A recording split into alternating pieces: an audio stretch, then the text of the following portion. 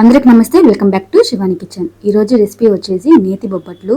నేతి బొబ్బట్లు సాఫ్ట్ గా రావాలంటే ఈ ప్రాసెస్ లో చేశారంటే ఖచ్చితంగా మీకు సాఫ్ట్ గా స్పాంజీగా వస్తాయి. నాకైతే స్వీట్స్ అంటే అంతగా ఇష్టం ఉండదు, కానీ నేతి బొబ్బట్లు అంటే చాలా ఇష్టం. ఉగాదికే కదండి, అప్పుడప్పుడు కూడా చేస్తూ ఉంటాను ఇంట్లో.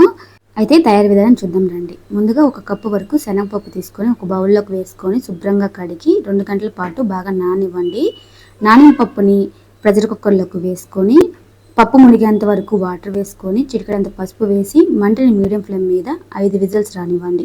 పప్పు ఉడికేలోపు పిండి కలుపుకుందాం. అందుకోసం ఒక గిన్నెలోకి 1 కప్పు వరకు గోధుమ పిండి, 1 కప్పు వరకు మైదా పిండి తీసుకొని 1/2 టీ స్పూన్ దాకా ఉప్పు, 2 టేబుల్ స్పూన్ దాకా నెయ్యి వేసుకొని ఇప్పుడు నెయ్యి ఉప్పు బాగా పిండికి కలిసేలాగా 1 నిమిషం పాటు బాగా కలపండి. ఇలా కలుపుకున్న తర్వాత కొంచెం కొంచెంగా వాటర్ పోసుకుంటూ పిండిని సాఫ్ట్గా కలుపుకోవాలి. చపాతీ పిండి కన్నా కాస్త సాఫ్ట్గా కలుపుకోండి, అప్పుడే బొబ్బట్లు అనేవి సాఫ్ట్గా వస్తాయి. ఒకేసారి వాటర్ అనేది వేయకుండా కొంచెం కొంచెంగా వేసుకుంటూ పిండిని సాఫ్ట్గా కలుపుకుందాం. ఇలా కలుపుకున్న పిండిని ఒక 5 నిమిషాల పాటు బాగా చక్కగా కలపండి.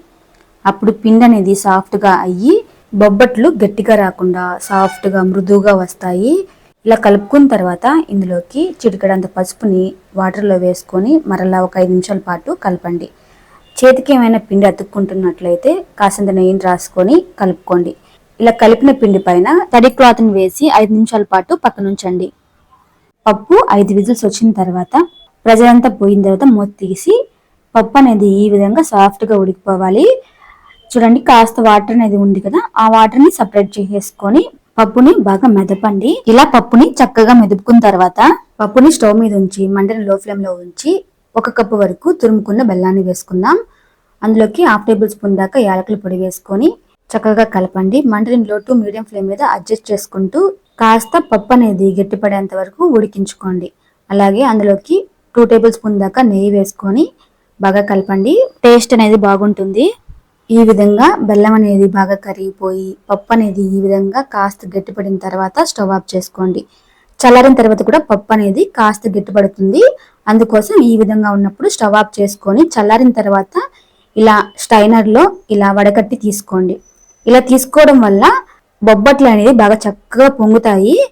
ఇలా తీసుకున్న తర్వాత ఇలా చిన్న చిన్న ముద్దలుగా చేసుకొని పక్కన ఉంచుకుందాం. 10 నిమిషాల తర్వాత పిండిని తీసుకొని పిండి అనేది చూడండి ఎంత సాఫ్ట్గా నానిపోయిందో. పిండిని ఒకసారి బాగా కలిపి తీసుకోండి.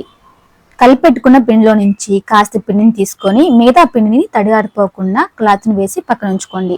శనగపప్పు ఏ సైజులో తీసుకున్నామో పిండిని కూడా ఆ సైజులోనే తీసుకోండి. ఇలా తీసుకున్న తర్వాత పిండి ముద్దని ఎక్కడ గ్యాప్స్ లేకుండా రౌండ్గా చేసుకోండి. పిండిని ఈ విధంగా కాస్త ఫ్లాట్ గా తట్టుకున్న తర్వాత పిండి పైన స్టఫింగ్ నుంచి ఈ విధంగా క్లోజ్ చేసిన తర్వాత ఎక్కడ గ్యాప్స్ లేకుండా రౌండ్ గా చేసుకోండి. ఈ విధంగా చేసుకున్న తర్వాత బటర్ పేపర్ కానీ అరిటాక్ కానీ తీసుకొని నెయ్యి రాసి పిండి ముద్దను ఉంచి కొంచెం ఫ్లాట్ గా తట్టుకున్న తర్వాత పిండి పైన కూడా కాస్తంత నెయ్యి రాసుకొని దానిపైన పాలిథిన్ కవర్ ఉంచి ఈ విధంగా మరీ మందంగా కాకుండా మరీ పలుచగా కాకుండా ఈ విధంగా రౌండ్ గా తట్టుకోండి. ఈ వీడియోలో చూపించినట్లుగా ఈ విధంగా తట్టుకున్న తర్వాత ఒకే దగ్గర ప్రెస్ చేస్తూ కాకుండా ఈ విధంగా అన్ని వైపులా రౌండ్ గా వచ్చేటట్టుగా ఈ విధంగా చేసుకొని తీసుకోండి. స్టఫింగ్ కనపడేలాగా చేసుకోండి. ఇప్పుడు చపాతీ కర్రతో కూడా చేసుకోవచ్చండి. చపాతీ కర్ర కన్నా చేతితో చేసుకుంటే సులభంగా ఎక్కడ క్రాక్స్ లేకుండా వస్తాయి, రౌండ్ గా కూడా వస్తుంది. చపాతీ కర్రతో మరీ గట్టిగా ప్రెస్ చేస్తూ కాకుండా లైట్గా జెంటిల్గా ప్రెస్ చేస్తూ సైడ్స్ రౌండ్గా వచ్చేలాగా ఈ విధంగా తీసుకోండి. ఇప్పుడు స్టవ్ ఆన్ చేసి దోసపైన హీట్ ఎక్కిన తర్వాత మంటను మీడియం ఫ్లేమ్లో పెట్టి బొబ్బట్టు వేసుకొని 2 సెకండ్స్ కాలిన తర్వాత రెండో వైపుకి టర్న్ చేసుకొని చూడండి, బొబ్బట్టు అనేది చక్కగా పొంగింది కదా. ఇప్పుడు ఆ బొబ్బట్టు పైన నెయ్యి వేసుకొని రెండు వైపులా చక్కగా కాల్చుకొని తీసుకోండి. మిగతా పిండితో కూడా ఈ విధంగానే కాల్చి తీసుకోండి. చూడండి, బొబ్బట్టు అనేది సాఫ్ట్గా రావాలంటే పొంగాలంటే పప్పుని బాగా ఉడికించుకొని తీసుకోవాలి. అలాగే పిండిని బాగా చక్కగా కలుపుకోవాలి.